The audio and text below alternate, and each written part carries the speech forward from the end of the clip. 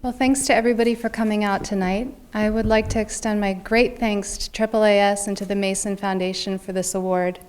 I think that Allison did a phenomenal job of introducing some of the ideas behind Marion Milligan Mason's commitment to education, and I'm going to speak a little bit about that too.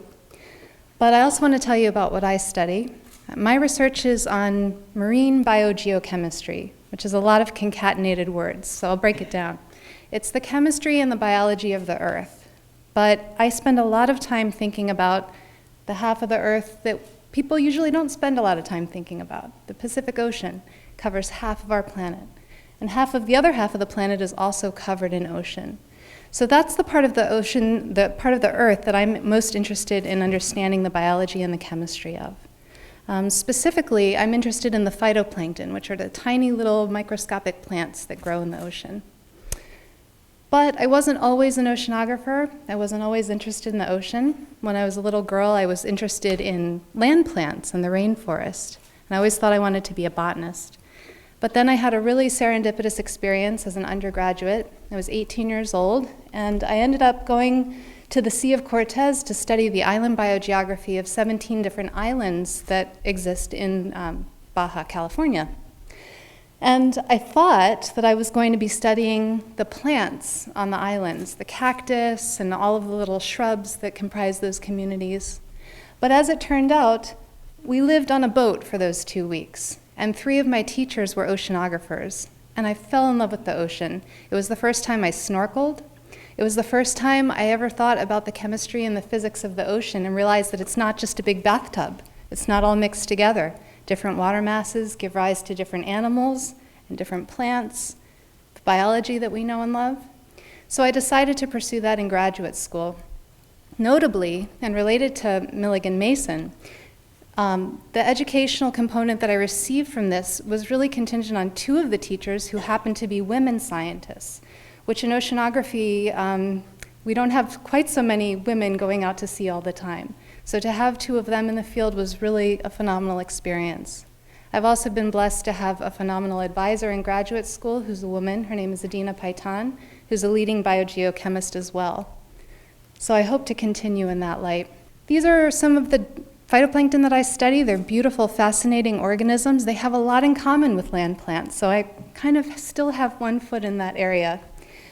Similar to the land plants, they require nutrients to grow. And these are things that are like nitrogen and phosphorus, the same stuff you might put on your garden if you're putting fertilizer down.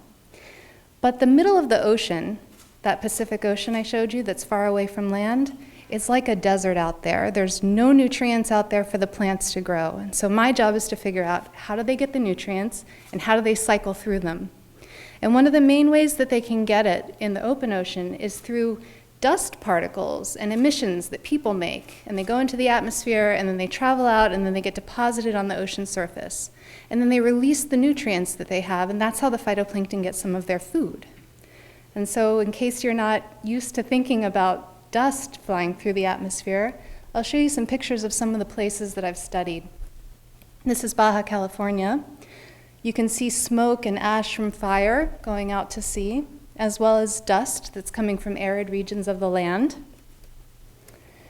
This is the Red Sea, where I did a bulk of my dissertation work in the Gulf of Aqaba, and it's surrounded by deserts, and it gets very little rainfall and no rivers, so dust is really the main source of nutrients to these algae. And then finally, when we think about anthropogenic emissions, the East China Sea is another area of great importance. You can see kind of from this image that there's a constant haze of aerosol over this body of water. You never see blue skies in Shanghai for this reason. So these are the types of chemical constituents that I'm looking at, these particles that get deposited on the ocean. And oceanographers have been looking at this chemistry for quite a while. But what this award from the Mason Foundation will allow me to do is take the next steps to understanding how factors of global change are going to affect the availability of nutrients that come from aerosols. One example is that we keep putting carbon dioxide into the atmosphere, and we know that that's causing acidification of our oceans.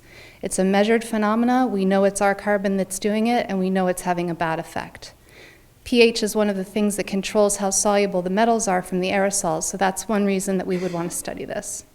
Another effect is that as global warming progresses, we get more stratification of the ocean and less mixing, and a lot of these metals are photochemically active. So as they get exposed to higher sunlight, we can expect that there could be changes in their solubility. So bringing it back around, I think that this award is really going to be a great way for my lab to hit the ground running. It's a Kickstart grant. Allison touched a bit about how the life of an early career scientist has a lot to do with writing grants and hoping you get funding so that you can get those students and support them.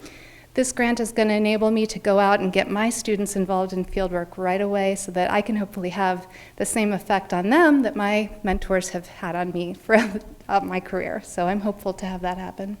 So again, I'd like to extend my great thanks to you all for coming. Thanks to my advisors, to the Mason Foundation, my family who's here in the audience, and okay, thanks a lot.